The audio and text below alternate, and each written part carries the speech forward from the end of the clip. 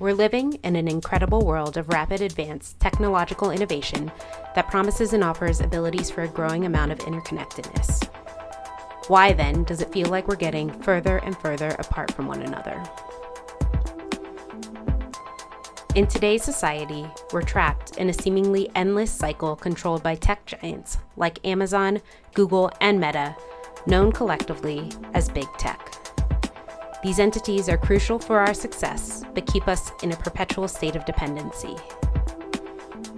As Hogan examines in Big Data Ecologies, Big Tech is increasingly partnering with, enslaving nature in order to maintain and grow operations, while also investigating an infrastructure that not only sustains but unwittingly serves to encourage consumption at a time of severe and social, political unrest and environmental instability. And as a small business owner who runs an internet-based business, I'm caught up in a relationship of dependence on big tech, which can be both beneficial and harmful to society. So how then do I, as a Black business owner, reconcile my relationships with both of these entities that openly exploit others and the exploited communities I'm a part of? In response to Nabil Hassin's Computing, Climate Change, and All Our Relationships, I first need to understand the nature of the relationships that matter to me.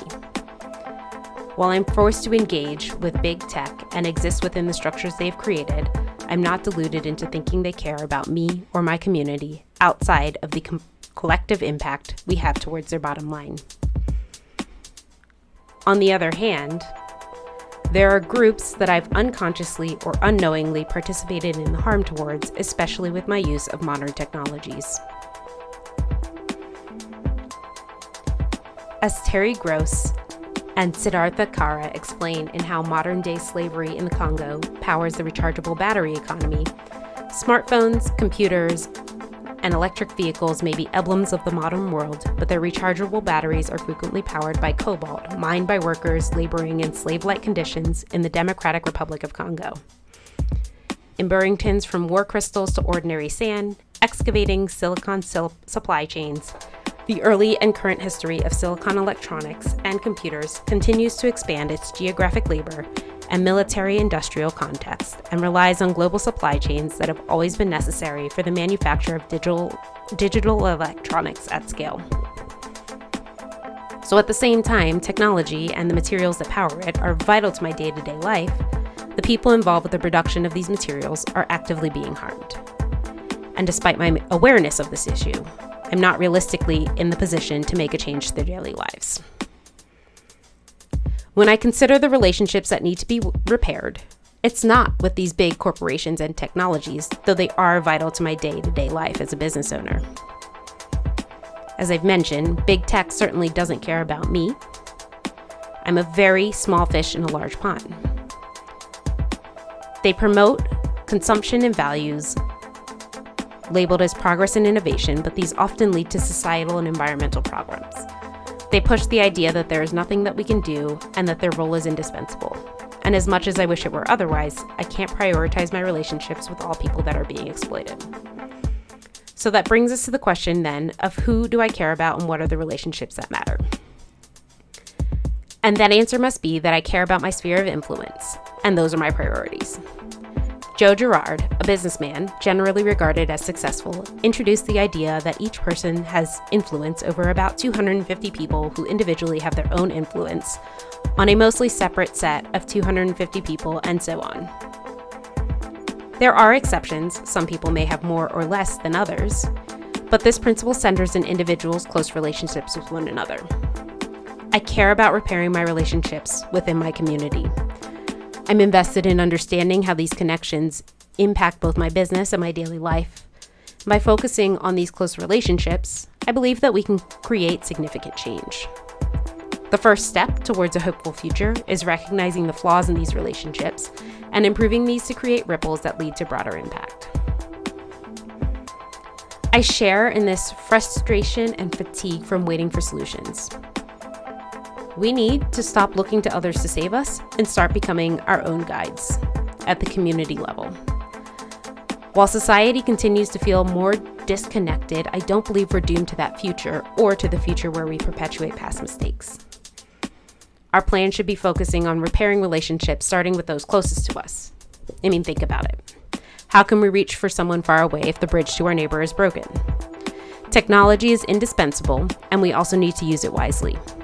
Our relationships are intertwined, and the solution isn't black and white. So to that end, I believe that we need to engage in the act of reflective repairs. Where can we human? In both business and in daily life, we often opt for digital processes over human interactions. For example, when you buy groceries, do you engage with the cashier or opt for self-checkout? Repairing our relationship starts with people and remembering that they are humans with needs, wants, flaws, hopes, and dreams, much like ourselves.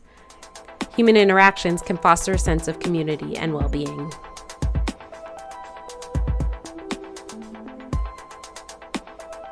Next, ask better questions.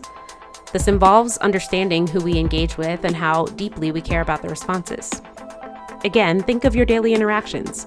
Are they only limited to polite greetings and superficial exchanges? Or do you ask how someone is doing without paying attention to the answer? Or are you able to connect deeply with those around us and engage in meaningful dialogue? When we ask better questions, we can build more trust. It's about showing that we care and that we're not just going through the motions. In business, this can lead to more loyal customers, and in life, this can lead to a strengthened bond amongst the community itself. Next, look at your everyday objects. Consider all of the material things we encounter in our lives. What are those objects, and how long do they last? As noted by Stoller in Imperial Debris, everything we do leaves a trace. And we should aim to leave behind greatness, not more trash. The waste generated by such items is enormous, and it's a cycle perpetuated by a culture of disposability promoted by big tech and consumerism. Instead, investing in higher quality, durable items ensures longevity and reduces waste. Learning to maintain and repair these objects can further extend their lifespan. Supporting local artisans and small businesses that produce durable goods can also contribute to a more sustainable economy. I invite you to plan ahead. Now, this can be challenging, especially because many things happen in the moment that require immediate reactions. As a small business owner, I found myself relying on quick solutions like last-minute orders from Amazon. However, these expedited deliveries create unnecessary pressure on both the environment and the workers of these companies who often operate under poor conditions. So how can you incorporate as much forward thinking as possible into your operations? Thoughtful planning can lead to more sustainable living. This not only reduces the need for rushed deliveries, but allows you to choose suppliers who prioritize ethical practices. Where do we find our power? Small business owners are the backbone of the economy. While big corporations control a significant amount of money, small businesses are not to be overlooked. In fact, small businesses tend to employ higher numbers of people in our communities, and as business owners, we have access to influential networks. It's important to get involved in local politics and advocate for systemic change strategically. Local decisions often have a more immediate impact on our lives and businesses than national policies. How do we become active participants in our communities and not just passive residents? Lastly, break and build. I would agree that society as it stands today does not function well for the majority of those involved. That being said, I don't agree with breaking things just to break them. A complete break and rebuild must happen for both within and outside of the system. As business owners, we bear the responsibility of working within and understanding the current system and all of its weaknesses and strengths. We can then share that knowledge with our community partners who are breaking it from the outside. While it's tempting to break away from established systems, we also need to have a plan for what comes next and what we're moving towards.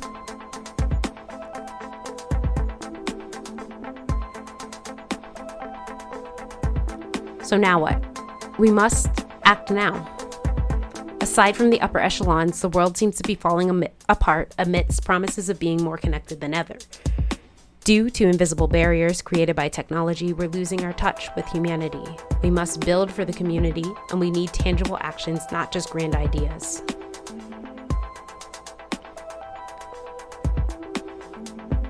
As Girfes suggested in Stolen Life, Stolen Time, Black Temporality, Speculation, and Racial Capitalism, Black lives and other marginalized groups have always existed outside the dominant timelines. Big tech steals our time and life through so many modalities, but we can imagine our existence both within the system and outside this temporality with the idea of restive resistance as introduced by Tricia Hersey.